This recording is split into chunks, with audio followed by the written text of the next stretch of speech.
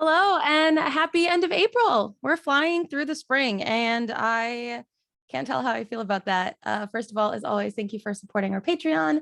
It is honestly really cool to get to do this every month because I love finding audition monologue pieces. Even when I start to get frustrated with it, which I'll talk a little bit more about today, it's so satisfying to find a piece and be like, oh, shoot, yes, yes, I love that. So we're switching it up this month a little bit. We are going into a show-based thing rather than a certain character-based thing. And this is partly because I want to expand it a little bit. I want to maybe take some of the fight off of going for one character and maybe opening up in some of the plays, seeing how many good characters there are that kind of fit in the different roles of the characters that you might want to go for. And giving options based on that. So you're opening up, you're expanding your options rather than limiting them to one specific character. Also, because I've got an audition for Hamlet coming up in the summer. So this is partly for you all and partly for me, which sorry, not sorry. So we are looking at Hamlet this month, probably for the next 3 months is what I'm thinking. Is we'll look at Hamlet, we'll look at different types of monologues to do, we'll look at different types of characters that there are, and just some general audition-y things and character-y things for our good old friend Hammy Ham Ham. So first thing that I started with this play, which was a feat in its own, I guess. I went to the Folger list of characters who appear, and I wrote them all down and I put them in a chart based on their very, very, very, very general characteristics, I guess, general boxes that they went in.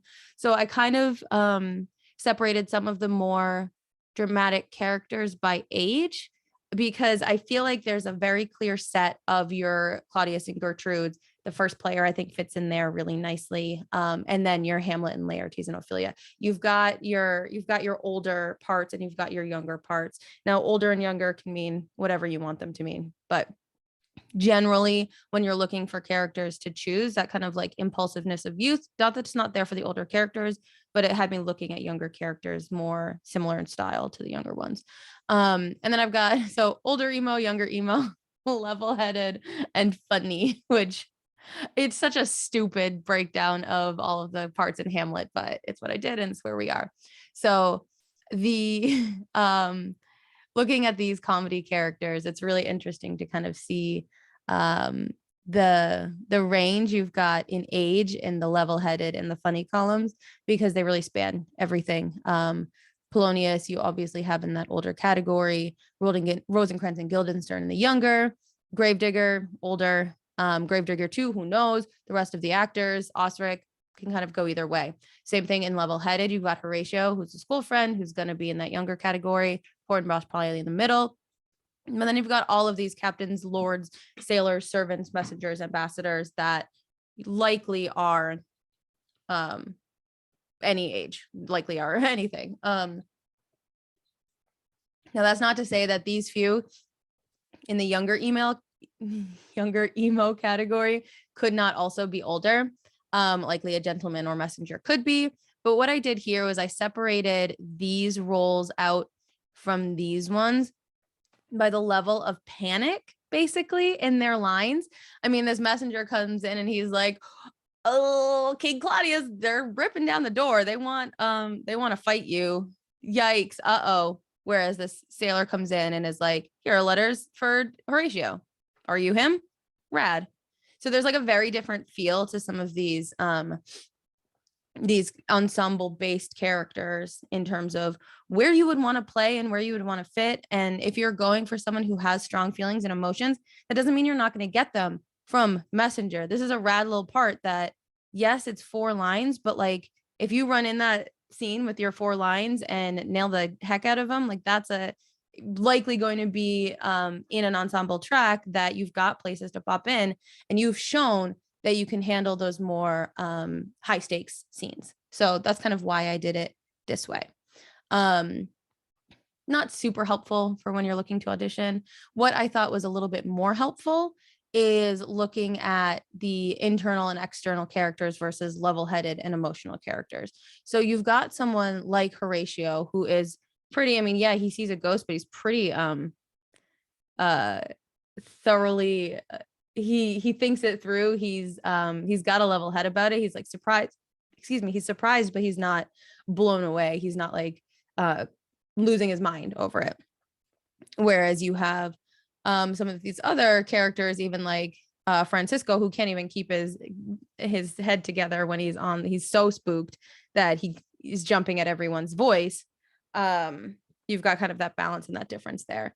So can you really play that level-headed character? And I think this is one of the hardest types of roles in Shakespeare to play, this level-headed friend role, because so often when you see characters who don't embrace and embody and make choices, they get very boring, very, very boring, very, very fast. But it doesn't have to be like that, because there's so much good storytelling in these characters, and you need them. You need them to be wholesome and good and pure and guide the way for the characters who are going through some stuff. So I want to really focus on pieces that bring emotional resonance to a level-headed place. So that's one of the things that we're going to look at today. I'm not getting super into the funnies this month, just because I'm putting that aside for another month. But we're going to look mostly at this younger set of emotional characters, including Horatio, who is one of our level-headed categories. So long kind of ramble for jumping into it. You're auditioning for Hamlet. You want to play Hamlet. You also notice that in this chart, gender is irrelevant, because I really, truly don't think it really matters in Shakespeare. I think you can do what you want. And I think you should go for who you want, who you identify with as a character, rather than breaking it up into gendered roles. You'll see that I've picked the same piece for Laertes and Ophelia, because they are very similar in a lot of ways. And both roles would be rad as heck to get to play. So kind of grouping them all together that way. All right, everyone wants to play Hamlet. We're going to start there. I don't know if that's true, actually. Does everyone want to play Hamlet? You let me know. Maybe I'll make a TikTok about that later too. So the first piece I took, now I'm contradicting everything I just said, because this is from an older character. Timon of Athens is an older character, is an older man, but the fury and grief and rage in this piece, I think, encapsulates a lot of Hamlet's internal struggle. Even though it's not a soliloquy, it is a monologue. I think there's a lot of internal reflection in it rather than outward address in this piece. So after he has been, if you don't know Timon of Athens, he's really rich and all of his friends want a lot of money from him, and he gives it all away, and then he gets poor, and then all of his friends still want money, and he's like, I don't have any, and then he just like becomes a misanthrope and goes and lives in the woods and digs up potatoes or whatever. It's pretty good. So he's having a back and forth with someone, and he says rogue, rogue, rogue, which, yes, is an address to his friend. But I think that if you turn this monologue internal, you've got the trappings of what a rogue and peasant slave am I. And then later on, you'll see we get that reflection of, wow, these people are fighting over a little piece of earth, and I can't even fight for myself, and then or fight for my father. And then you've got who was this Hyperion to a satyr, those kinds of comparisons on the closet scene with Gertrude. So we hit a lot of like the Hamlet specials in this monologue, which I think is really fun. So rogue, rogue, rogue, I am sick of this false world, and will love not but even the mere necessities upon it. Then, Timon, presently prepare thy grave. Lie where the light foam the sea may beat thy gravestone daily. Make thine epitaph that death in me at others' lives may laugh. He addresses the gold that he's found, potatoes. Oh, thou sweet king killer and dear divorce twixt natural son and sire, thou bright defiler of Hymen's purest bed, thou valiant Mars, thou ever young, fresh, loved, and delicate wooer, whose blush doth thaw the consecrated snow that lies on Dian's lap. Thou visible God that solders close impossibilities and makes them kiss, that speaks with every tongue to every purpose. Oh, thou touch of hearts, Think thy slave man rebels, and by thy virtue set them into confounding odds, that beasts may have the world in empire. So I also really like this piece for Hamlet because it's very wordy. It's very kind of wrapped up in itself and its own language. And you really have to savor some of the language as you read through it, which is one of the big features of Hamlet. Um, I really like this piece. I think that it's a good, strong monologue. I think it's full of emotion. I think that if you turn it, like I said, internally, you've got a lot to work with here for that Hamlet perspective. I think that these couple lines here, that sweet king killer and dear divorce twixt natural son and sire, I think we really see a lot of the closet scene here, like I was saying. Even that like imagery of Mars and Hymen. I think Hymen pops up in Hamlet, but I'm not 100% sure on that. I think it's really good. I think that it's a cool piece and a strong piece, and it shows a good range of emotion. I think you can explode the beginning of this and then kind of melt into it, or you can be really, really internal and explode out of it. I think there's a lot of possibility of how you can go for this. All right. Second piece for Hamlet.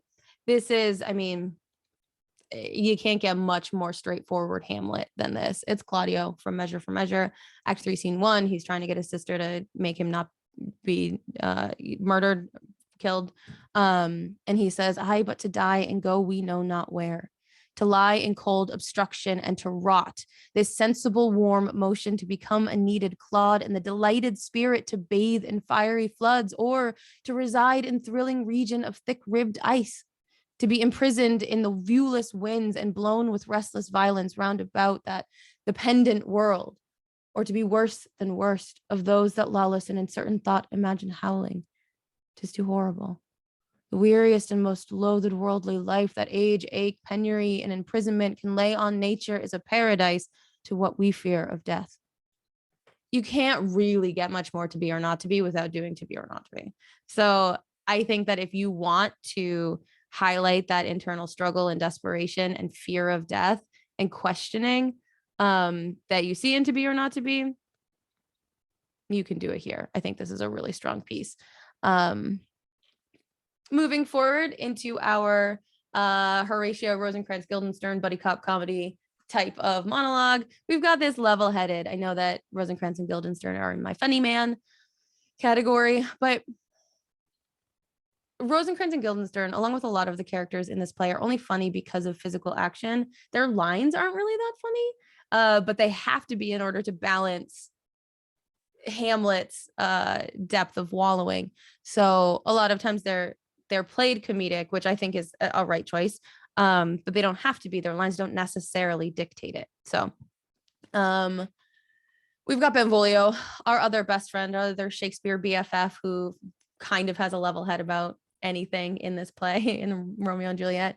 And for this one, I took his 1-1 monologue that mirrors a lot of what Gertrude is trying to get Horatio, Rosencrantz, and Guildenstern to figure out. It's the same exact idea. Gertrude is like, "Hey, can you go figure out what's wrong with my son?" And they're like, "We'll try." That's all that Lady Montague does. She asks Benvolio, "What is wrong with my son?" And this is what he gives her. So this is a chance to prove that depth of emotional caring and connection to Hamlet that you would have as one of his best friends, while still delivering beautiful words in a clear, level-headed way. Again, level-headed does not mean boring. Even though it's not as dramatic, there's still a beauty in storytelling that we should focus on in Shakespeare, that I think is present in this speech, because it is freaking beautiful. He says, "Madam, an hour before the worshipped sun peered forth the golden window of the east, a troubled mind drave me to walk abroad, where, underneath the grove of sycamore that westward rooteth from the city's side, so early walking did I see your son. Towards him I made, but he was ware of me, and stole into the covert of the wood. I, measuring his affections by my own, that most are bruised when they most alone, pursued my humor, not pursuing his, and gladly shunned who gladly fled from me." So again, that depth of caring for your friend, I think is a really nice piece of this. I really like this monologue. I think it's sweet. I think it's pretty. I think it's simple in its wording and yet holds so much beauty.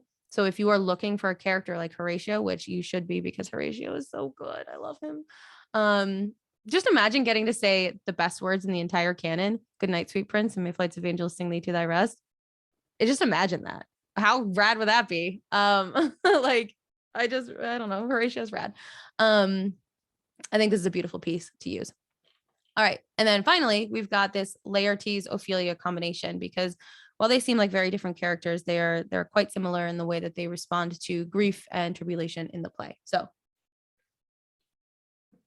one of the things I was thinking about when I was looking for a piece here is how unique the characters in Hamlet are. Well, and this is kind of what I mentioned at the top, where I was getting a little frustrated today. I was like, I don't know if I'm going to be able to find 4 pieces to audition for Hamlet. Like, what the heck? I was struggling, because I think one of the reasons we like Hamlet so much is that it truly feels unique as a play. The characters are unique from the other Shakespeare characters in the canon. And yes, there are similarities here, there, and in other places, but it, Ophelia is special. She's different and special. She takes snatches of other characters up, but there's something so unique about her frustration and her desperation, and she never has a little win. Most of Shakespeare's women get something. They get a little win here or there. They get to get married, or so I'm using a Cordelia piece for this. They get their king of France, and they get reunited with their father. I suppose Lavinia is maybe the closest, but again, she starts the play winning, kind of. She gets to marry Bassianus.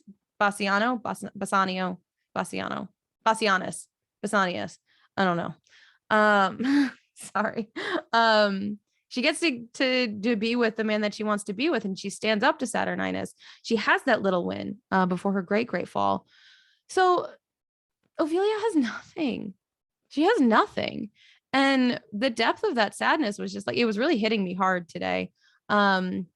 And I think that we see snatches of Laertes and other characters. We see a little bit of that fieriness, that willingness to fight in a Tybalt, or in a lot of other characters, like a Hotspur, who get a little rowdy and little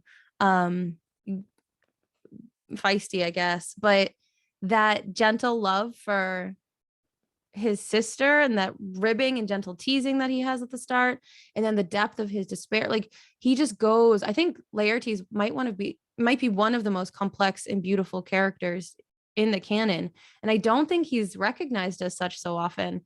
And I don't know, I've spent this entire video talking about how much I want to play every single part in Hamlet, but it's true. I'm sorry, I won't stop. So this is a piece from Cordelia, and yes, I had started looking for Ophelia after the couple speeches that she has at the beginning. Oh, what a noble mind is hero or throne. And before that, he came in, he held his hand to my face, and he stared at me, and he looked wild.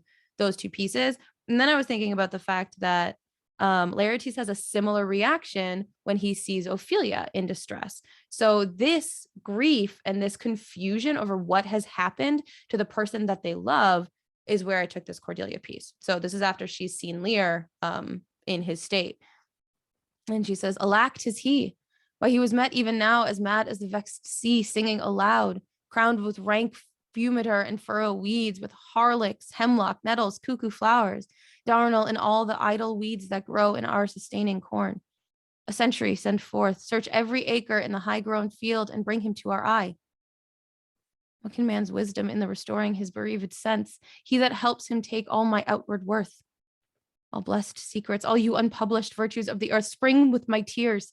Be aidant and remediate in the good man's distress. Seek for him, lest his ungoverned range dissolve in the life that wants the means to lead it.